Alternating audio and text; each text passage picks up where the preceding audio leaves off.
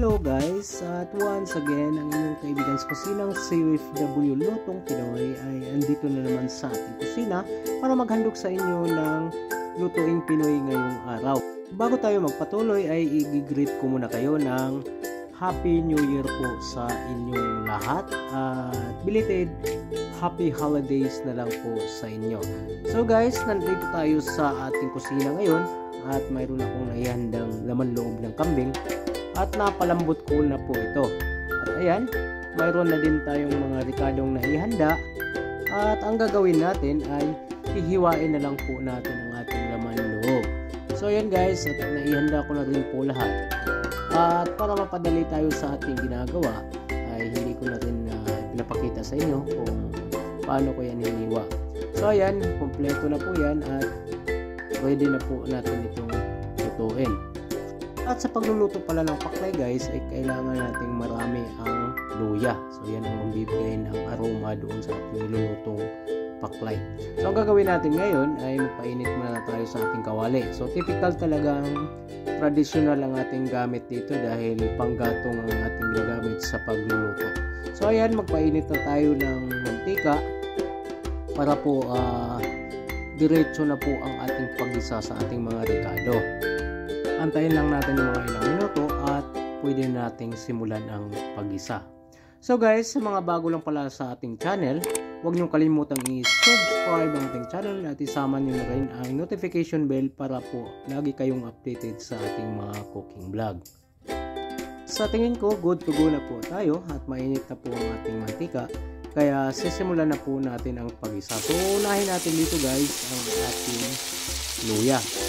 Antayin lang po natin ito guys na magkulay light brown ang ating luya para naman po ma-extract po ang amoy nito at syempre yan po ang magdadala ng aroma doon sa ating lulutuing paklay. So hindi na natin patagalin pa, itutunod din natin dito ang ating sibuyat na sa inyo na po yan kung anong kulay na gagamitin niyo. Pwede namang sibuyas na puti kung may available naman sa inyo at of course mas lalong maganda kung mayroon tayong sibuyas na pula.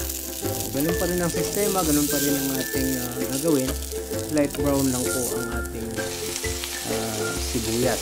So itusunod din natin dito ang ating bawang at ganun din light brown lang po ang kailangan natin dito. Huwag natin paabutin masusunog po ito. Kaya ang ginagawa ko dyan, nagre-reduce din ako ng apoy. So manual na lang po ang ating pagre-reduce niyan dahil hindi naman po pala ng ating gamit. So ayan guys, nagisa na natin at pwede na rin natin isama dito ang ating carrots. Kaya ito yung medyo matigas-tigas kaya kailangan natin isama sa paggisa.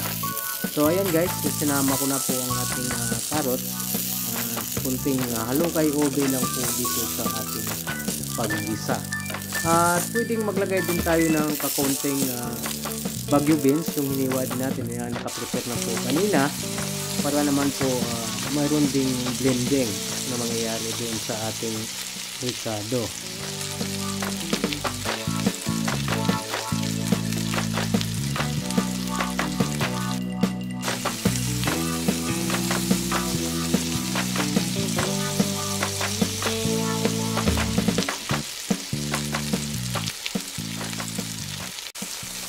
At ayan guys, pwede na natin ilagay ang ating nahiwang laman loob ng kambing.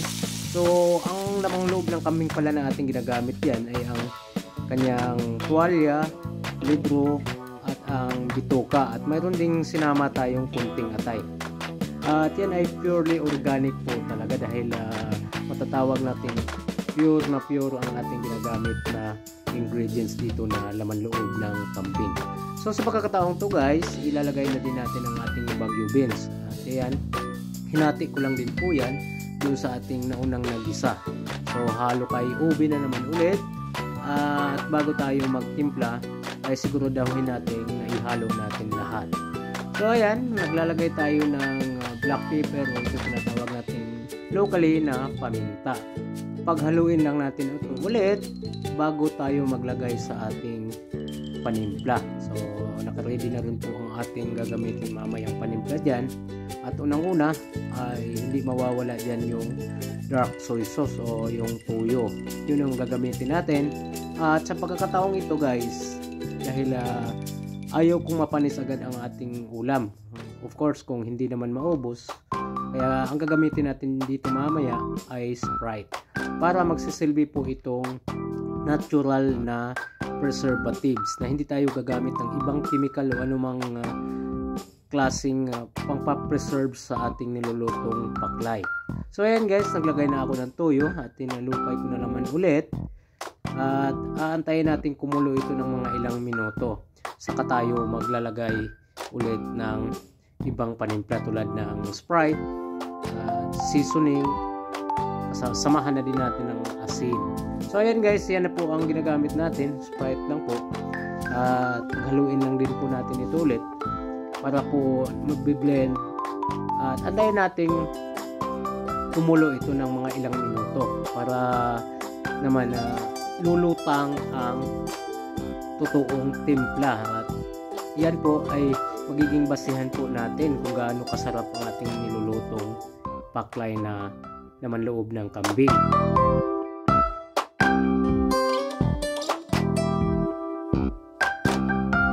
At ito guys, parang napalakas yata ang ating apoy ngayon.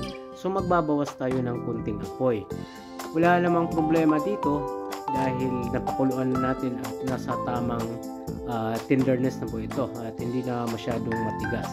So ayan, babalansehin nyo lang kung kayo magluluto nito na tamang-tama na chewable po ang ating laman loob.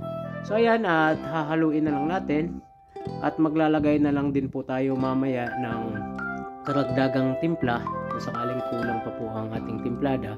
At nilagay ko na din po ang ating preskong pineapple. So yan guys ay hindi ko po yan binili na dilata.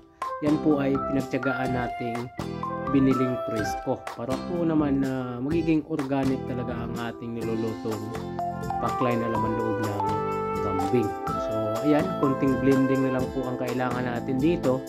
At may kunting finishing touches na lang tayong gagawin dito tulad ng paglagay ng bell pepper. So yun na po ang pinakahuling proseso sa ating pagluluto ay ang paglagay na lang ng bell pepper. So hindi na natin patagalin pa dahil nagugutom na rin ako. At ayan, nilagay na natin ang ating bell pepper at sa tingin ko ay kunting halokay ubi na lang dyan at ready na po yan para sa ating kainan ngayong araw. So ayan guys, kunting halo lang po at parang natatakam din ako mismo sa aking niluluto kaya hindi na po natin daw patatagalin. So at ayan na guys, naka-ready na po yan at kunting sandali na lang po ay ililipat na lang po natin ito sa ating serving bowl at of course pwede na natin itong kainin. A few moments later. At ayan guys, tapos na po tayo sa ating pagluluto ng paklay na laman loob ng kambing at maraming salamat po muli sa inyong pagpatuloy na pagsuporta sa ating cooking channel.